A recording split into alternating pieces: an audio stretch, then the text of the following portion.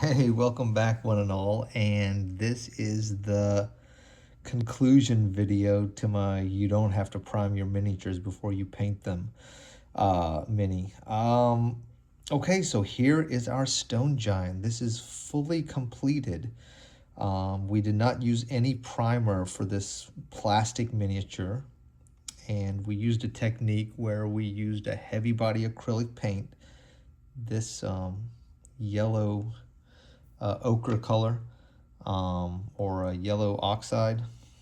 And, over that, we apply just layers of paint and dry brushing, just like we would do with any other miniature. And you can see we have a beautiful miniature. It's a very natural effect, and no primer required at all to get here. But the issue is we want to make sure the paint job stays on this miniature for years and years to come. And a way to do that is varnishing our miniatures, and there's just so much just bad information out there about varnishing. That's as poorly represented in discussions as priming. People just there's just so much misinformation out there. So what I do for my miniatures is, and the other thing is, sorry, before I get to that point, there wouldn't be a lot of point to this video if we avoided using spray or airbrush primers, but we used a spray or airbrush varnish. So we're not going to do any of that. We're going to use no aerosol sprays, no airbrushing, nothing that creates any toxic fumes. We don't think about that enough, I don't think, in the hobby. And so what we're going to do is something that I do all the time, and I am amazed that it's not just like Canon in miniature painting. And I do this for all of my miniatures. Like 100% of my miniatures, I use this technique, and it works so well. So I use something called isolation coat. This is pretty commonly used in canvas or panel painting.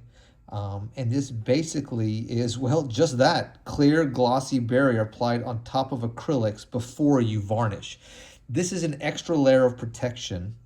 And so I do this for 100% of my miniatures, whether they're primed or not primed. And so, even for the Vindicare, when I finally get around to it, we're gonna this is how we're gonna finish it, with an isolation coat. So for expensive miniatures, for cheap miniatures, for the wizard with submachine gun, that's exactly what I did. I used an isolation coat on that miniature, and so we're gonna do that with this miniature. So let me show you how that works. I'm shocked that this is just not standard in miniature painting. It works so well. So here's kind of what it looks like. It's like this milky substance, and it creates a barrier between the acrylic, the paint, and the varnish. And in doing so, it's like, for example, for panel painting, hang on, I'm just trying to find a brush that's gonna work. Let's use this one. So nothing heroic. And then, so let me show you what this stuff looks like. It's almost like a thin, almost looks like, smells like a thin kind of, remember that Elmer's glue that we used to all huff when we were kids? Kidding, sort of.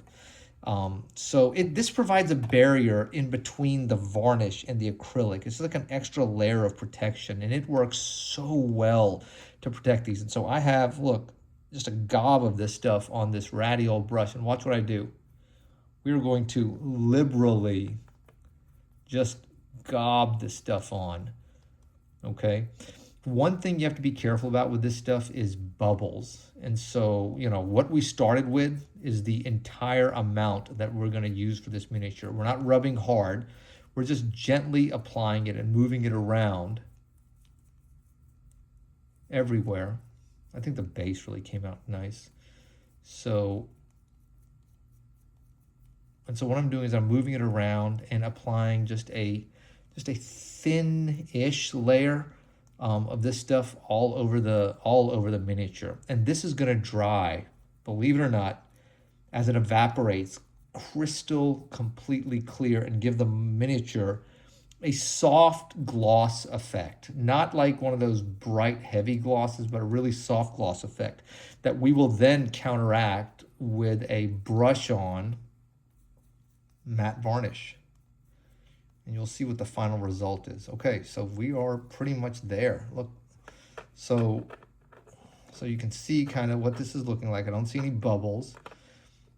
Okay, and then we are going to let this dry. Longer the better. So this is going to dry overnight.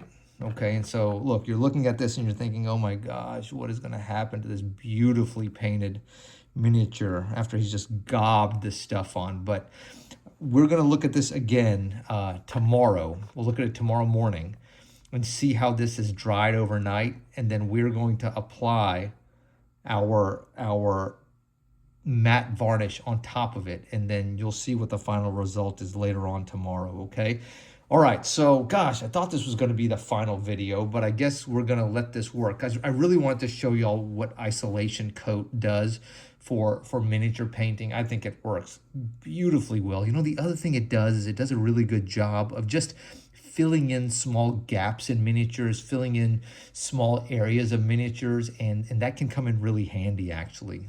Okay, so the Stone Giant, unprimed to this, using some super simple techniques. We used no aerosols, we used no airbrushing, and now we're going to use something called an isolation coat before we use a paint on varnish, and we're going to have a beautiful, perfect miniature with paint that will last for years and years and years.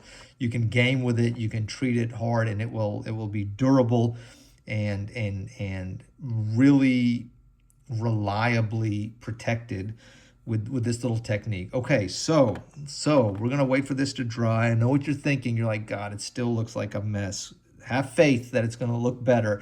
It just has to dry and evaporate overnight, and it's going to create this hard coating over the miniature that is thin. It is protective, but it doesn't obscure the details. It fills in small gaps in the plastic as well, or the metal or whatever. Okay, all right, guys. One more video before we see the end of this. Okay, all right. Take care. Appreciate everybody watching. Hope y'all are having fun. Bye.